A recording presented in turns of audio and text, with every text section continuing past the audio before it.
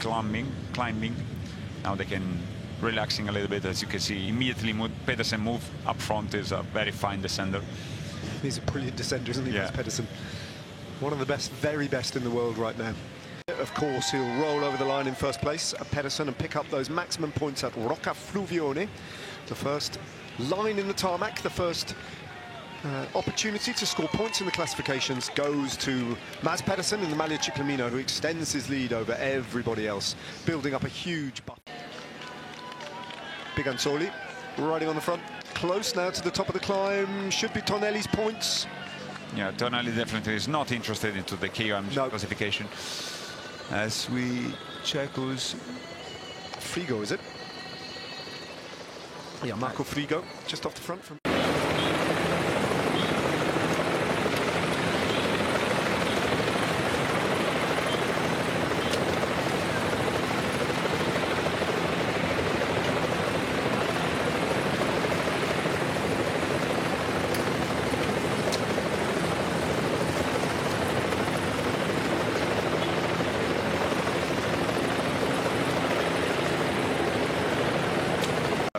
have a couple of riders each.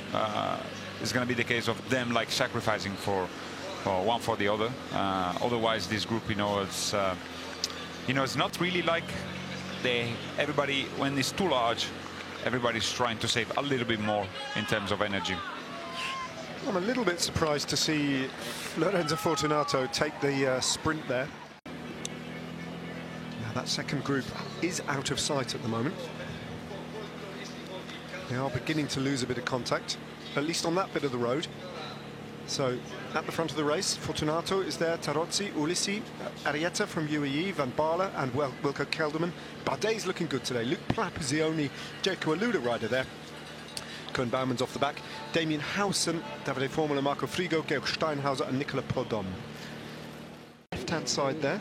And Romain Bardet, just as you identified, is actually going to make life difficult here for Lorenzo Fortunato. Fortunato gets on the wheel of the Frenchman. Bardet looks round, checks, where's that finishing line? Has Fortunato got a kick that can come past Bardet? He's handily placed there in the slipstream if he can get round him. Where's the line now? Fortunato sprinting for the line against Bardet, and it's going to be mighty close, and Fortunato, fair play to him, gets there ahead of Romain Bardet, takes those 40 points, and Bardet will have to settle for second and 18.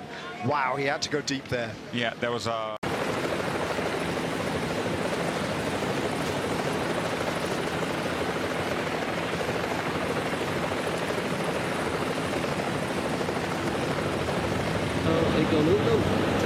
And if you feel like you can close down the gap on them, that's the way to go. And now Arrieta and Steinhauser are probably two fine climbers. I would be surprised if Bardet won't try anything. But they had the chance now to bridge back and try. As Arrieta is finally bridging back to the duo. Nearly there, isn't he? Diego Ulissi looks around in surprise almost to see what's happening. And where's Steinhauser gone? Plapp, look, Plapp's come round Steinhauser. Steinhauser is beginning to wilt under the pressure. He's still there, but Luke Plapp has just sprung round him when the gap was close enough for him with one big effort to get across to the front of the race. So that's harsh on Georg Steinhauser, but Luke Plapp has played Georg Steinhauser masterfully there. Yeah, body language of Steinhauser is giving. A couple 100 meters to go for Luke Plapp, who is just off the front of a three-rider chase group of Wilco Kelderman, Igor Arrieta, who's rejoined them, and Diego Ulissi. Now, at the very top of the climb, it doesn't ease down.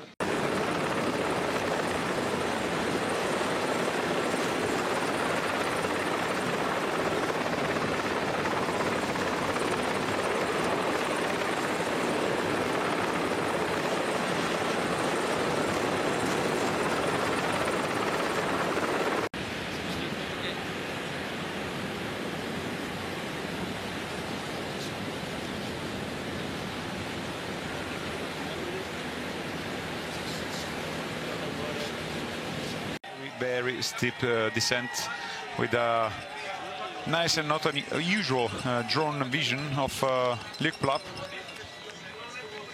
as he is almost on top of the Red Bull kilometer. It was placed on top of a very, very hard little kicker definitely demanding for Plapp, as he's now at 55 seconds ahead of Arrieta. But in nasty climb, as you can see, is like still climbing good, but this gives you an idea how steep it is. And from here on, it's going to be basically all descent or flat till the very end. The last 500 meters gently going uphill won't bother him. So he's about to take another right-handed turn, and it'll kick up the road ahead of him ever so slightly, and then it's a left-hander and into the finishing straight. Here we come, heading towards that finish line. He'll see it ahead of him now, and he'll know that it is done. He's uncatchable, Luke Plapp. He's come here, chosen the stage where the breakaway was nailed on for success, survived a torrid battle to get in the move, found himself in the company of 19 other former champions and great riders, and has destroyed the field to win by a handsome margin. Luke Plapp takes the ovation of the crowd here in Castel Raimondo. Hands on the head in disbelief. Luke Plapp, a winner of a stage at the Grand Tour for his first time in his career, and that is what it feels like. Jake Alula win, Luke Plapp win, and a win for Australia.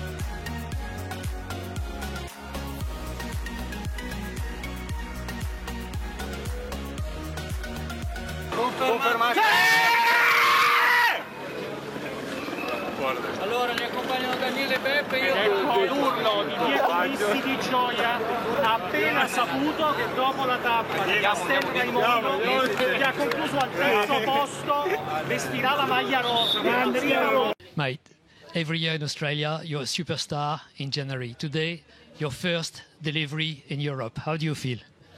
Yeah, it's pretty crazy. I still can't believe it, to be honest.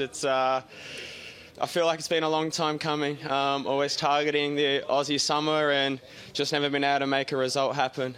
In Europe last year, I got so close at the Giro so many times. And for today to happen is so special. We marked it as a stage for a few weeks now, and then this morning on the bus we're really excited. So to make it happen, it's a dream come true.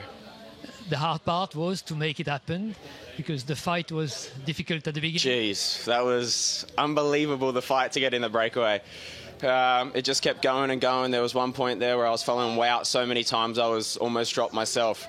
And then gave it one more chance just to try get in there, and there was a massive group that made it. And yeah, it was such a fight to get in the breakaway, but it was all worth it in the end. And to have Koen in there as well with me, it was amazing. What made you go solo with 45 kilometers to go?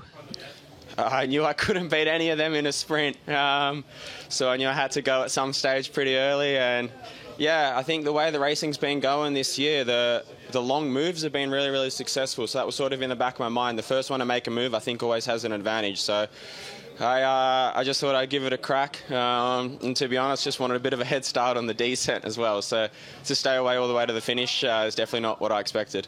Is this win sweet because of all the setbacks, the last one in the time trial? Yeah, for sure. I think from the Olympics last year to wrist surgery in February and now crashing the first TT, it makes everything almost worth it. I mean, the lows in cycling are super low, and there's a long time between highs, so to have a result like this is amazing. Well done, mate. Thanks.